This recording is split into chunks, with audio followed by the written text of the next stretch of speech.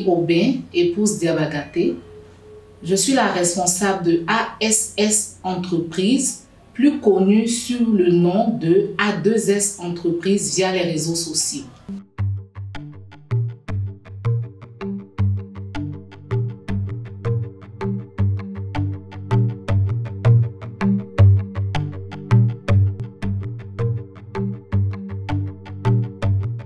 Je dirais qu'il n'y a aucun lien. Pourquoi? Parce que j'ai fait des études de droit. Après la première année de droit, je n'ai pas pu continuer mes études faute de moyens et j'ai arrêté les études. Donc, de prime abord, quand on regarde, il n'y a pas de lien. Quelqu'un qui a fait des études de droit, aujourd'hui qui gère une agence de placement. Mais je peux dire que les études de droit m'ont appris beaucoup de choses qui me permettent aujourd'hui d'être à l'aise dans le domaine que j'ai choisi. Je peux dire oui, parce qu'aujourd'hui, il y a plein de personnes qui n'ont pas de boulot. Il y a tellement de personnes qui cherchent un emploi. Donc, je me suis dit qu'il fallait que je crée quelque chose qui allait pouvoir résoudre un tant soit peu ce problème. Les moments de difficulté, je peux dire que j'en ai eu beaucoup. Ce n'est pas déjà facile pour quelqu'un qui a fait des études. Quand j'ai eu mon bac dans un lycée d'excellence qui est le lycée Sainte-Marie de Cocody, et après mon bac, je fais une première année de droit pour une élève qui était excellente comme moi, qui se retrouve à arrêter ses études parce qu'il n'y a pas de moyens, pas parce que je ne veux pas. Et se retrouver dans une situation où je me retrouve sur le carreau, il n'y a pas d'emploi. Je commence mes petites activités, je rentre un peu dans plusieurs activités. Je commence à vendre tout ce que j'ai sous la main parce que je ne peux pas rester sans travailler. Donc, quand je décide, par exemple, de faire une agence de placement, il y a des gens qui sont autour de moi qui me disent « Ah, mais tu es parti à l'école et puis tu veux faire une agence de placement. Pourquoi tu ne cherches pas, par exemple, à travailler dans une entreprise, à aller déposer tes dossiers quelque part ?» Partout où on passe, il n'y a personne qui m'emploie. On demande toujours quelqu'un qui a déjà de l'expérience. Je n'ai pas d'expérience. Aucune entreprise aussi ne nous accepte pour nous donner, par exemple, la chance de faire un stage. Donc, quand je commence mon entreprise, certainement, il y a plein de personnes, dans un premier temps déjà, qui n'ont pas cru en ce que je faisais. Parce que nous le savons, tout ce qui est agence de placement, ça a été toujours informel. On voit par exemple quelqu'un qui est sous un arbre avec un parasol, avec une table, avec un banc assis. On se dit, mais la personne, qu'est-ce qu'il fait? Quelqu'un qui place juste des servantes, des bonnes, des nounous. Ce n'est pas un métier qui est vraiment valorisant, qui est valorisé même en Côte d'Ivoire. Donc, il y a eu beaucoup de difficultés parce qu'il y avait des moqueries, il y avait des personnes qui n'y croyaient pas. Et puis aussi, il y a la difficulté aussi parce que les clients même ne prenaient pas les agences de placement au sérieux. Donc, le client, il vient, il te demande par exemple un personnel de maison, il va et le personnel, il ne respecte pas ton contrat. Donc, c'est toutes ces petites difficultés que j'ai eues dans un premier temps quand je commençais l'entreprise. C'est parti étape par étape, step by step, si je peux dire ainsi. C'est-à-dire, pour commencer, je n'ai pas besoin de beaucoup d'argent pour commencer. Je pense que avoir un banc, une table, ça ne coûte pas si cher que ça. Voilà, donc j'ai commencé comme tout le monde commence. Je n'ai pas eu vraiment besoin de grands moyens pour commencer. Je parlais tantôt du courage. Il faut être quelqu'un de courageux dans la vie. Et comme je suis quelqu'un d'assez courageuse, j'expliquais que quelqu'un qui est parti à l'école, parce que j'avais vraiment envie de faire des études de droit. Je me sentais bien dans les études de droit. J'ai été même major de ma promotion de droit.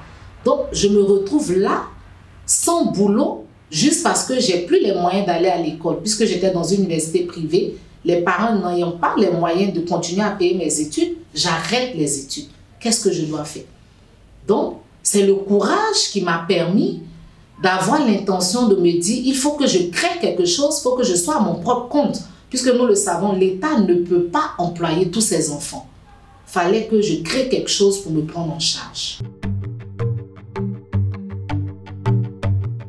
J'ai commencé petit comme tout le monde, mais je me suis dit, il fallait que je sois formelle. Et là, c'est là où les études de droit m'ont apporté quelque chose. Parce que je me dis, si je gagne quelque chose, il faudrait que dans le peu que je gagne, l'État aussi gagne quelque chose. Donc pourquoi ne pas me constituer en société et puis payer par exemple mes impôts, être un bon contribuable. Donc je me suis constituée en société primo pour ça, pour être en règle vis-à-vis de la société, mais aussi j'ai des ambitions dans le domaine. J'ai bien envie de grandir, mais je ne peux pas aussi grandir si je suis informelle. Moi, je dirais, je suis quelqu'un qui se lève très tôt. Déjà, depuis 5 heures, je suis réveillée. Je ne commence jamais mes journées sans prier. Après, entre le petit déjeuner et tout ça, je reçois plein d'appels parce que, imaginez-vous, il y a plein de personnes qui ont besoin de boulot en Côte d'Ivoire. Une anecdote, il y a des personnes même qui nous appellent souvent à 2 heures du matin. Allô madame, je m'excuse, je passais, j'ai vu votre affiche, j'ai vraiment besoin de travailler. Pour dire à quel point les gens sont désespérés. Des pères de famille qui ont des épouses, qui ont des enfants, qui n'ont pas de boulot. Nous savons tous comment le boulot est important dans la vie d'un être humain. Donc, mes journées sont très occupées. Je prends le téléphone parce que moi-même, je tiens particulièrement à faire les entretiens avec les employés comme les employeurs. J'ai des collaborateurs, c'est vrai, mais j'aime être là moi-même pour entretenir les personnes qui viennent vers moi. Parce que je ne peux pas soulever quelqu'un comme ça pour l'envoyer dans la maison de quelqu'un d'autre. Donc, il faut que je m'entretienne avec la personne. Je vois sa motivation. Je vérifie si la personne sait vraiment faire le travail. Donc, j'ai toujours des journées chargées. Même le soir à la maison, je suis toujours en communication. Donc, mon travail, je peux dire, commence déjà depuis la maison jusqu'à ce que je vienne au bureau. J'ai vraiment pas le temps pour moi-même.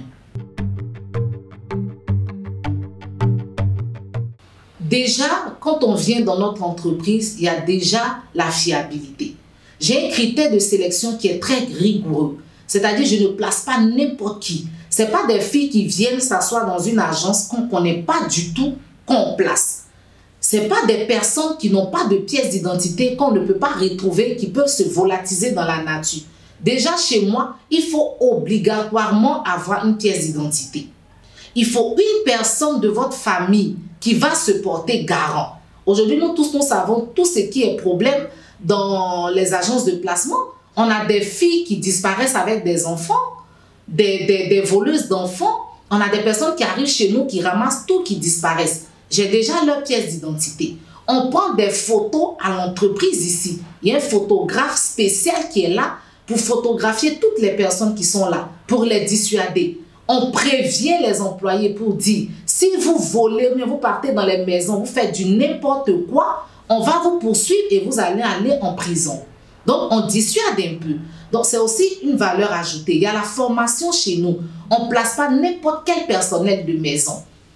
On place des gens formés. La formation, c'est sur 3 axes. Le savoir-faire, le savoir-vivre, le savoir-être.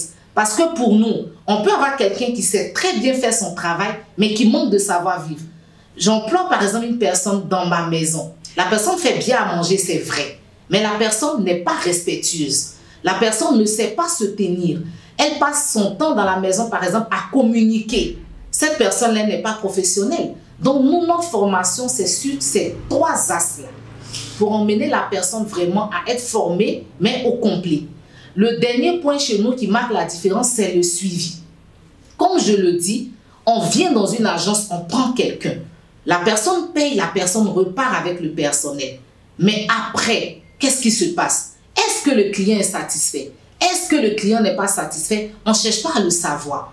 Nous, on fait un suivi après placement. 3 semaines après, pour toutes les personnes que nous plaçons, surtout sur Abidjan, pour le moment, c'est là que nous sommes, on part voir ces personnes-là dans leur maison.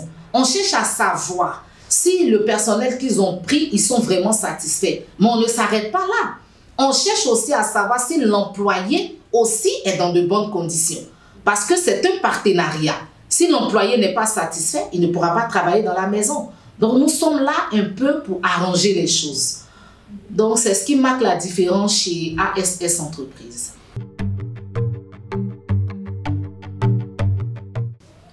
Déjà, je dirais que l'aventure m'a enseigné 3 choses importantes. La première des choses, l'Eldorado, c'est ici. On n'a pas besoin de voyager, d'aller en Europe pour réussir. On peut même réussir en Côte d'Ivoire. Il y a plein de possibilités qui s'offrent. La deuxième chose, quel que soit le métier qu'on choisit, il faut le faire bien. Quand je dis ça, je veux dire quoi? Quand je pense qu'il y a certaines personnes qui ont pensé que le fait de faire une agence de placement, c'était rien, aujourd'hui, ces mêmes personnes-là m'encouragent. Ils me disent, ah vraiment, tu as investi dans une très bonne activité. Et c'est pourquoi? Parce que j'ai juste fait mon travail avec mon cœur. Et c'est tout. La troisième des choses que j'ai retenues dans cette aventure, c'est qu'à quelque chose, malheur est bon.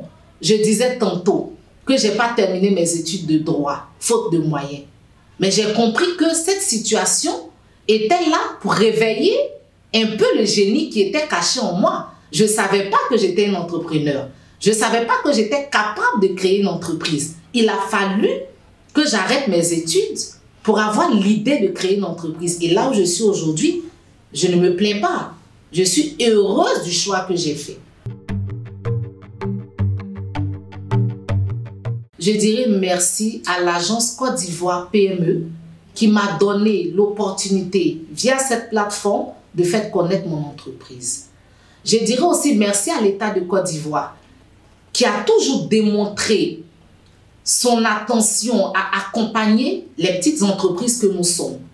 Et enfin, je veux demander aussi à l'État de Côte d'Ivoire des mesures d'accompagnement pour que je puisse évoluer encore plus dans mon activité qui est aussi du social.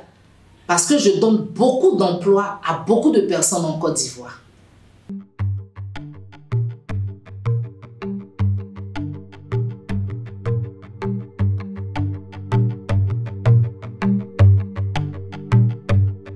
Agence Côte d'Ivoire PME, accompagner l'avenir.